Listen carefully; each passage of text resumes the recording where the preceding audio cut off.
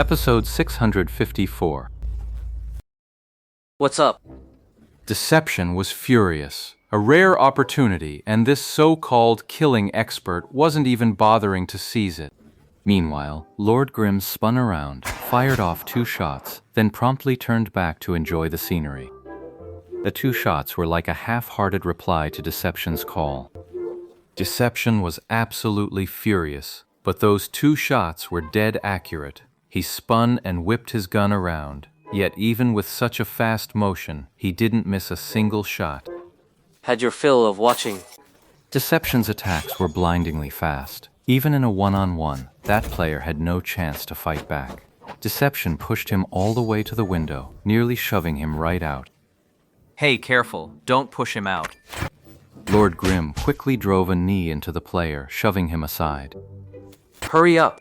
Deception felt a spike of anxiety. He wasn't facing one opponent, but 5. The other 4 could show up at any moment. This time, he finally got a straight answer. Lord Grimm finally made his move. A level 52 against a level 70. The damage was negligible, but it still helped pick up the pace. Working together, they quickly took the player down, and a piece of equipment dropped to the ground. Deception instinctively reached out to click it, but then noticed Lord Grimm was still staring out the window, seemingly completely uninterested in the equipment. He held himself back. What are you doing? Deception wondered what was over there worth seeing. The art of war says, when the enemy holds an advantage but stays hidden, their schemes run deep. Don't charge in blindly. Probe the terrain, feign an attack, stir the grass to flush out the snake. Get it? I'll stab you to death, you know that? I'm out! Yi Shu called out and jumped straight out the window. Damn. This caught Deception off guard. He hadn't expected such a forceful breakthrough, and by the time he followed suit, he was already a step behind. Peeking out the window, he took in quite a view, especially the many shifting silhouettes, all seemingly converging on his position. Lord Grimm, still mid-air, fired his gun directly, an anti-tank shell. 3 shells fired in unison. Deception's perspective caught up to track them. Right on target.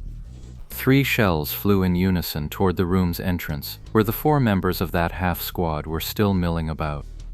Lord Grimm used the recoil from that shot to hang in the air even longer, and since the opposite rooftop sat lower than this second-story window, he kept firing, using his aerial gun technique to glide straight across the entire street.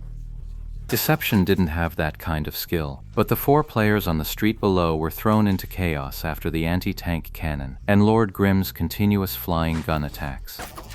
Deception landed without much trouble, but as he looked left and right, he saw even more people surging toward him. He didn't dare delay, scaling the wall and hopping onto the roof. Lord Grimm had already pulled ahead by several paces. Move it! Hearing the urging from ahead, Deception picked up the pace. This frantic run had him leaping high and low, relying on pure skill to clear many of the obstacles. Deception had no time to study the route or ask questions. He barely managed to keep up with Lord Grimm. He couldn't help but think back to those brutally precise movement challenges in the Heavenly Domain quest. At first, Deception would constantly hear shouts of battle around him, cries coming from one direction, only for Lord Grimm to lead him away until the noise gradually faded, eventually falling into an uneasy silence. Then the newly entered combat state abruptly ended again. He had broken free once more. Ah, what a shame. Only got to kill 1.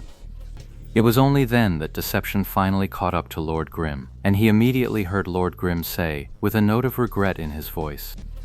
Deception wasn't actually running, but after that sprint, even his hands and feet felt weak. On one hand, he was nervous. On the other, after all that frantic maneuvering, he was starting to get a vague sense of it.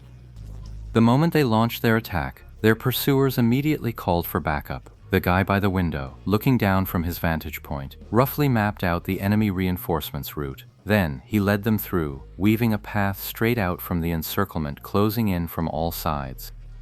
That was a close call. If it had been him, he'd definitely have been cornered. Deception had no doubt about that. Self-defense counterattack, commencing now. Just when Deception thought he could finally catch his breath, the guy made a solemn announcement. Counterattack. Where are we supposed to counterattack? Deception now felt like he could barely catch his breath. Now's a good opportunity. Follow me. Yeshu said, and Lord Grimm charged out of the narrow, shadowy alley. What? He got away again? He got away again? Meanwhile, the three guild leaders each received reports from their subordinates. They were thunderously furious, and every single one of them used he in their words, not they. Clearly, deception didn't matter much in the guild leaders' eyes. After all this time, he finally kills one person, then vanishes again, and he still won't log off. What the hell is he trying to do? Chun Yi Lao said. Does he really think he can wear us down like this? He can't be that naive, can he? This kind of tactic can slow down leveling speed and affect clearing progress in a new zone. But in the heavenly domain, what is this? Tian Nansing spoke, but Chen Yehui said nothing. Sitting before his computer, his expression shifting between light and shadow, he too was completely at a loss. What exactly is Yi Chu trying to do now?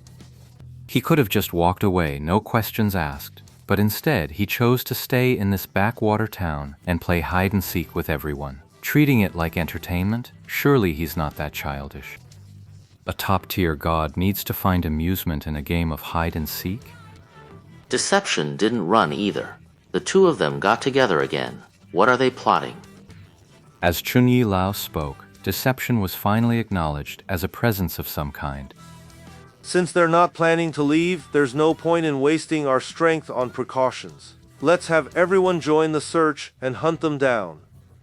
Tian Sing explained that, to prevent their escape, they had stationed a considerable number of people on the eastern and northern routes out of the desolate town. But now, since the enemy showed no intention of leaving, it seemed those forces were wasted here. Just Where? as Tian Nanxing finished speaking with the two of them and was about to relay the order, Chen Ye Hui suddenly received another message.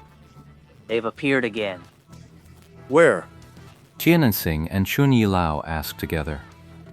In a nameless alley of the desolate town, 3 players from the Jade Dynasty Guild were about to investigate when a figure flashed past. Lord Grimm had already appeared before them. The 3 of them were taken aback. They didn't strike immediately, but hurriedly sent out a message. Lord Grimm, however, didn't flee. Instead, he took the initiative and struck at the 3 of them.